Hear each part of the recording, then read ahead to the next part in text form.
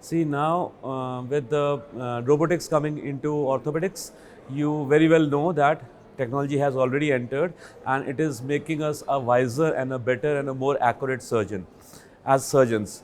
As clinicians also, with AI coming into play, and there's so many software that are coming in that help you integrate the symptoms of patient and coming up to the right diagnosis. Lot many times when it helps you in being more precise towards the patient and makes you improve also in terms of your diagnosis. So these two things are coming up, and robot, as we know, it is a concept which is there, and it is making the life of patient as well as surgeon easier in terms of joint replacement, both for hip and knee.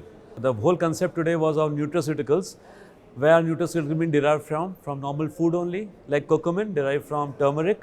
So if we take good vegetable foods and take components that they have been there, and actually in traditional Indian food that has been there, all the spices that are there, that is coming up, that is going to help us. Plus type 2 collagen, we say white meat is very good in lot many things, seafood is good in lot many things. So these things help in cartilage regeneration, and these things help in musculoskeletal well-being also. So that is something that is going to help us.